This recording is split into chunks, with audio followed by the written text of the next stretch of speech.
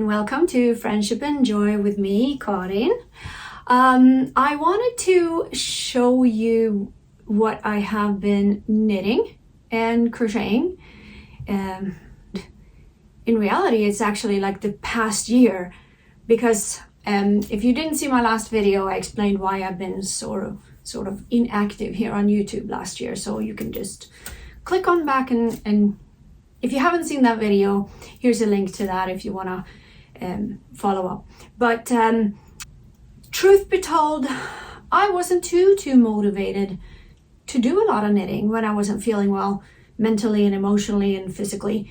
And I'm a little surprised by that, actually. I lacked some inspiration. First off, though, I finished another Celtic love blanket, this time for my son and his wife.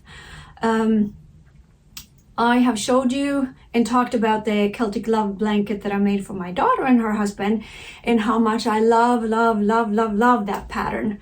Here's a link to that if you're interested. It's such a fun and cool technique when you kind of crochet on top of the work so that you get this inlay patterning. It's just a very well written pattern, and I love that so much. Now, while I was in Sweden, I brought with me the kit that I had bought from Marie Wallen. I have knitted Marie Wallen before. I made the Finch sweater, and now it was time to do the, is it called Aisling something sweater. I bought the kit and I bought the yarn, and I was so excited to do it. And then when I was in Sweden, I just had no motivation to pick up my knitting needles, but I kind of eventually dug into it anyways. And I don't know if it was because the way I felt while I was knitting it. And it's such a beautiful, gorgeous pattern in the sweater, but I don't like the result. Like, how should I put this? I think there's two things that I've come to realize about the Ainsley sweater. The grading is very strange on this. It's knitted in the round. It has top down, God, what am I doing? It's bottom up in yoke style sweater, and this is how it turned out. And I mean, look how beautiful. It is gorgeous, this pattern, absolutely gorgeous. The coloring in the sweater is beautiful because I bought the kit from the website. But the grading of the sweater is very strange. Like, it becomes extremely bulky, and then the arms come down like so low because the yoke is so big, but then it's a short style sweater. So when you wear it, it feels too bulky at the top and too kind of small at the bottom for some reason. And I don't think it is my gauge that is wrong, but anyways, it was just a little weird the way the grading worked on this sweater. And I've also come to realize, and I'm gonna give up on this. I have tried long and hard to embrace scratchy yarn. And if you're gonna wear a sweater that's like an outdoor style sweater with a crew neck, and you always wear it with a shirt or something underneath, fine. But this style has a wider neckline. It's almost like a boat neck, you know? It's meant to sort of wear without anything. It looks best when you have nothing underneath it. Try to wear that one without going bonkers. I have to wear it with a tank top underneath at least, but even so, no, I can't. And to put on a white shirt underneath, it doesn't look good because then the neckline is too wide. So that was a complete flop. I should have realized that, because this yarn, as gorgeous as it is, it's itchy. I'm sorry to say, it is itchy. So I don't know what to do with this gorgeous sweater. It's just laying there looking pretty, but I ain't wearing it. I don't know if I've showed you these in the past. I knitted just some socks. It's the pattern itself is always like the base of the sock is that super simple sock pattern that I've always used, and then I just came up with this sort of checkerboard or whatever type of coloring in that. Nothing too exciting. After that, I decided to, I forgot to bring it. I went into cowls. After that, 2 back-to-back love knot blankets, and then this sweater, I kind of wanted something small and simple. So then I combined this old thing, which is a cowl in the Missoni style scarf. You kind of knit a tube and then you make it into an infinity scarf. You cast on, provisional cast on, which means that you have live stitches at the bottom. You knit a tube in the round, and then you kind of graph those 2 sides to get those live stitches together with the end, and you end up with an infinity scarf where there's no, like, all of it is just a long tube that you sewn together. I decided to construct a scarf that way, but knit it in with a ferrule technique instead. So I made this one in a super soft yarn, and I liked it so much that I decided to knit another one. This color, I've combined 2 different patterns. So this part is from the Ivy League sweater vest by Uni Jang, and this part is from that Finch sweater that I have knitted in the past. It's just a simple little, and I just incorporated those 2 parts of the pattern in knitting in the round to make these tubes. So both of these are basically the same. Quick and fairly easy. Well, I shouldn't say it's fairly easy, because this is actually it was something to do. And then, of course, hold on one second. After knitting those cowls, I decided to start knitting for the little grandbaby that is coming. When I bought the yarn, I didn't know if it was a boy or a girl. We know now it's a little boy. So I bought super soft, lovely yarn in a purple color, and I made a little baby sweater. I can show you here that picture. It's a pattern, I think it's called Baby Storm sweater. And it turned out so cute. It's a little bit on the big side because the yarn is a little thicker, but I've decided to place it on this cute little teddy bear and give it to her when it's ready. But look how cute that turned out. The very first baby sweater that I made, and I have a feeling there's gonna be a few more in the future. But that is such a quick, simple, and easy little textured sweater. There's just some simple patterns that are created with only knit and purl. So there's nothing too difficult, but how effectful it is. What a nice effect when you put it together in a little sweater like that. So that was a fun knit, quick and easy. And then I ran out of ideas, and I didn't have anything going on for a while. And I was thinking, what can I knit next or crochet next? I need something. And do I want to make another sweater after this fiasco, if you will? Because I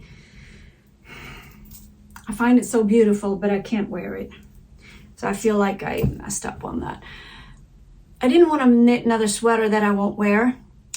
And to do a whole big blanket was not something I was ready to do. I might tackle another crocheted blanket in the near future, but at the moment I wanted to knit something.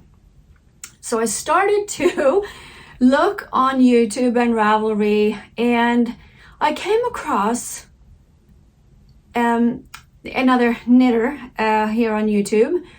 Oh, I cannot remember her name now, but she was talking about things she wasn't gonna knit. So she was talking about, because she apparently she had the same sort of lack of ideas as me, but she was talking about what she wasn't interested in knitting. But then at the very end of that video, she was talking about what she definitely will knit. And then once you see that one, that project, it pops up everywhere, and all of a sudden it exploded all over YouTube and in the knitting community, and everybody is knitting themselves an emotional support chicken. And that pattern can be found on Ravelry. And I got so excited. I kind of am a little shocked at myself, because I thought, what a silly thing. Like, who wants to knit a chicken? But I did. Apparently I did. And I had scrap yarn. So I knitted myself a little emotional support chicken.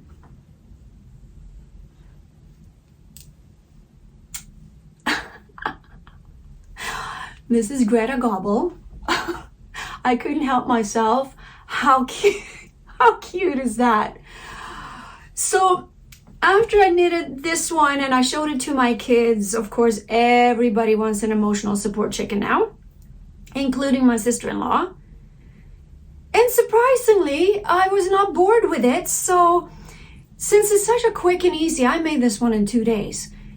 Yeah, the next chicken for my son, meet Cluck Norris. Here we got Cluck Norris. Yeah, and this is for my daughter. Well, she claims it's for the baby, but I know her, it's for her. Here we got Hen Solo. I can't help myself. It's ridiculous. I have 2 more chickens now to do. I got a Jennifer Lopez on the sort of in the works, and then I'm gonna make probably a Betty Egg White for my sister-in-law. But I am surprised at how I cannot stop producing these chickens now.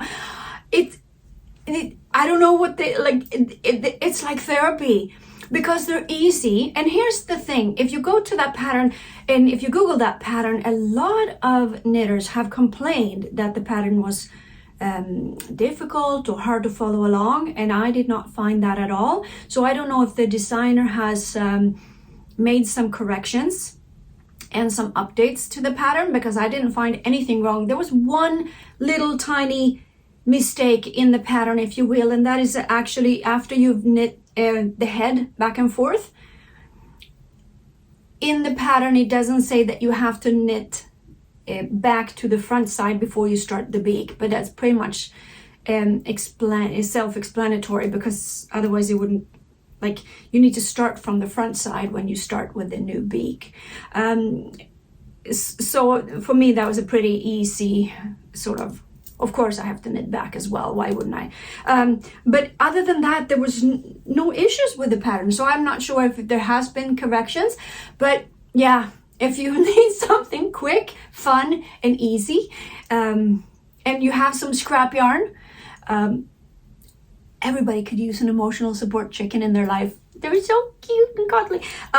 This one is filled with just polyfill, and the eyes, they're so cute. I bought them off of Amazon. They're you could just Google, they're called just safety eyes, and some of them have like little colors in them. So this one has green, this one has orange eyes, and this one has, I believe, red eyes, sort of. So they create such personality as soon as you put those eyes on, and these eyes won't go anywhere. Like, they are stuck. Once they're on, they're on. So you be careful where you place the eyes. Make sure you're happy with the placement, because once you press that backing on, you cannot take them off. And you just fill them and you sew them together, and yeah, an emotional support chicken. That's all I have to say. So with that, I have a few more, and I couldn't help myself. Then I bought some very inexpensive, not high quality yarns just for accent colors here, to make more chickens. And I feel a little silly for saying it, but apparently I'm not done making them yet. So I'm gonna just allow myself to keep knitting emotional support chicken to whoever wants one until I am bored and need to move on. I guess that's how I function. I've come to realize a lot of things about myself, because once you've made one, they become pretty easy. Once you understand how you construct them, it's pretty easy, and you can almost knit from memory. You just look at the pattern here and there. But for the most part, I know what to do and what stage comes next. So I pop on an audiobook or a podcast and I just knit away on a gray, boring day like today. And I don't even want to go outside because it's so cold, wet, and rainy here in Toronto. Knitting away these quick and easy little fun things. I got a family of chickens now. And yeah, how can you not enjoy yourself? This is truly like therapy. So I'm gonna allow myself to be a little silly, and I'm gonna allow myself to have fun with these. And then I might tackle something more serious, like a beautiful baby blanket or something. We'll see. Sometimes it's you surprise yourself with what grabs hold of your interest. And if you find something that gives you joy, just do it. Just do it. Who cares? I'm sure there's always someone in your life who would want one of these little beauties. They're so cute. Anyways, me and my chickens are gonna say goodbye for now. Until next time, take care. Happy knitting. Bye.